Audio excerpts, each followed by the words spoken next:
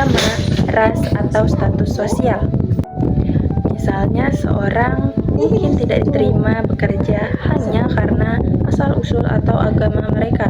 Penyebab diskriminasi sering disebabkan oleh prasangka atau stereotip yang menganggap kelompok tertentu lebih rendah. Selain itu, kurangnya pendidikan tentang kesetaraan dan pengaruh budaya atau kebiasaan yang membedakan orang berdasarkan latar belakang sosial, suku, atau agama menjadi penyebabnya.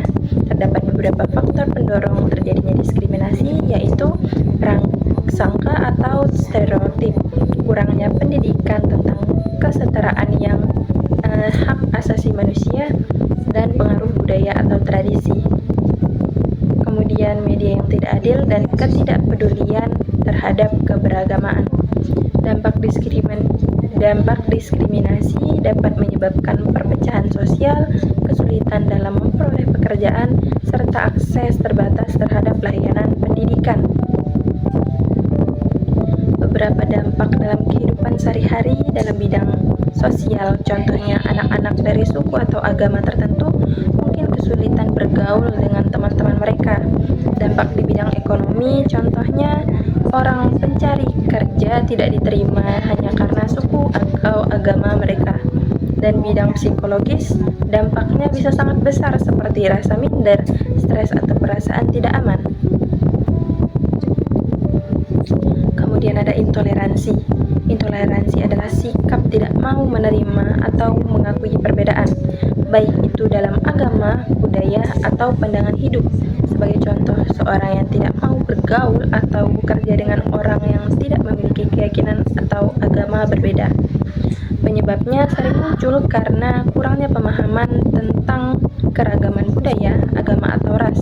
Terdapat beberapa faktor pendorong intoleransi, yaitu ketidaktahuan atau kurangnya pemahaman tentang kelompok atau budaya lain, kebiasaan atau ajaran keluarga yang tidak mau menghargai perbedaan. Yang ketiga, pengaruh negatif dari lingkungan sosial atau kelompok tertentu yang menanamkan kebencian terhadap perbedaan. Kemudian ada stereotip dan informasi yang salah yang tersebar melalui media atau komunikasi sosial. Kurangnya pendidikan tentang toleransi dan hidup berdampingan dengan perbedaan. Dampak intoleransi bisa menyebabkan konflik antar kelompok, baik dalam bentuk kekerasan maupun permusuhan sosial. Dampak di bidang sosial, contohnya dua kelompok agama berbeda bisa saling bermusuhan. Bidang politik, intoleransi bisa mengganggu stabilitas negara, terutama jika kelompok yang berbeda tidak bisa hidup berdampingan dengan damai.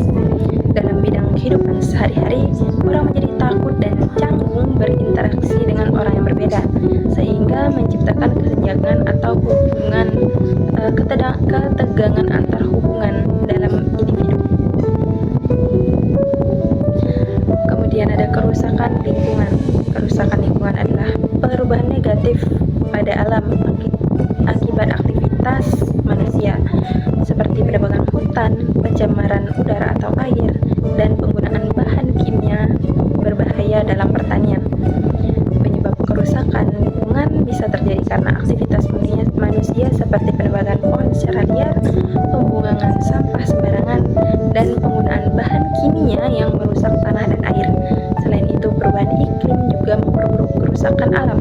Ada beberapa penyebab kerusakan lingkungan yang terjadi di sekitar kita, yaitu aktivitas manusia, pencemaran, penggunaan bahan kimia berlebihan, ketidaktahuan atau ketidakpedulian, pertumbuhan populasi, dan kurangnya penegakan hukum. Dampak kerusakan lingkungan dalam bidang ekologi, misalnya mengancam keanekaragaman hayati, yaitu hilangnya berbagai jenis tumbuhan dan hewan. Bidang sosial, misalnya petani yang gagal panen karena kekeringan atau rumah yang rusak akibat banjir. Bidang kesehatan, anak-anak yang sering menghirup udara kotor bisa terkena penyakit batuk atau sesak napas. Kesimpulannya, diskriminasi, intoleransi, dan kerusakan lingkungan adalah masalah sosial yang terkait dipengaruhi oleh berbagai faktor. Diskriminasi dan intoleransi seringkali muncul karena kurangnya pemahaman atau stereotip